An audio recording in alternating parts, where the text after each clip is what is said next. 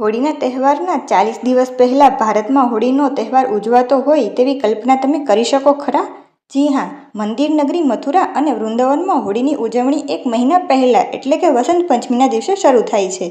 મથુરામાં શ્રી કૃષ્ણ જન્માષ્ટમ હોળીના એક અઠવાડિયા પહેલાં એક પ્રખ્યાત શોનું આયોજન કરે છે. ઉપરાંત વૃંદાવનમાં શ્રી બાંકે બિહારી મંદિરમાં એક સપ્તાહ ચાલતા હોળીના તહેવારની ઉજવણી થાય છે. તે સમગ્ર દેશમાં લોકોને આકર્ષિત કરે છે. તમને કદાચ આમાં હિંસા દેખાય, પરંતુ યુપીના બરસાણામાં તો આ જ રીતે હોળીની ઉજવણી થાય છે. દંતકથા અનુસાર ભગવાન કૃષ્ણ આ દિવસે પોતાની વહાલી રાધાના ગામ ગયા હતા અને તેને અને તેમના દોસ્તોને ખીજવતા હતા. ત્યારે નારાજ થઈ બરસાણાની મહિલાઓએ તેનો પીછો કર્યો. બસ ત્યારથી કૃષ્ણના ગામ નંદગામમાં પુરુષો હોળી રમવા બરસાણા આવે છે અને બરસાણાની મહિલાઓ લાકડી લઈ તેમનો પીછો કરે છે. પંજાબમાં રંગ ફેંકવાને બદલે ઘોડાઓને દર્શકોની વચ્ચે દોડતા જુઓ, જેની પર ઉગ્ર દેખાતા શીખોની દાંતમાં કાતરી, હાથમાં ભાલા અને કુહાડીથી સજ્જ જોઈ શકાય છે. હોલ્લા મોહલ્લા એક વાર્ષિક મેળો છે જે 1701થી શરૂ થાય છે, જે ભારતમાં હોળીની ઉજવણીની સૌથી જૂની રીતોમાંનું એક ગણાય છે.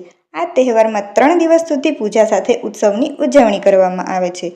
મોહલ્લા મેળાની ઉજવણી ચરણગંગા નદીના ઘાસના મેદાનો પર પરંપરાગત રીતે કરવામાં આવે છે, જેમાં શીખો દ્વારા શક્તિનું પ્રદર્શન કરવામાં આવે છે. મણિપુરમાં હોળી 6 દિવસનો તહેવાર હોય છે, જેને યાઓસંગ નામથી ઓળખવામાં આવે છે. તહેવારની શરૂઆત ભૂસાથી બનેલા એક નાનકડી ઝૂંપડીને પ્રગટાવવાથી થાય છે. ત્યારબાદ નાના બાળકો ઘરે ઘરે જઈને પહેલા 2 દિવસ ઉપહાર તરીકે પૈસા ભેગા કરે છે. તહેવારોનું મુખ્ય આકર્ષણ એક મણિપુરી લોકનૃત્ય છે. તેને થબલ ચોંગબા નામથી ઓળખવામાં આવે છે. ઘણા લોકગીતો અને આધુનિક બેન્ડની સાથે મણિપુરનો સ્પર્શ તેને ભારતમાં હોળીના તહેવારોને મનાવવાના સૌથી અનોખી રીતોમાંની એક બનાવે છે.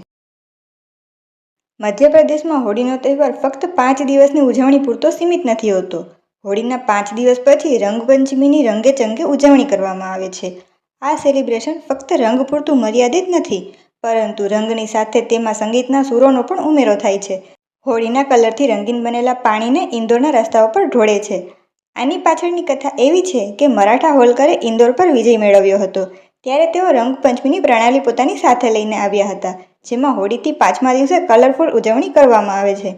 આ રીતે ઇન્દોરની હોળીની ઉજવણીનો અંદાજ કંઈક ખાસ બની જાય છે.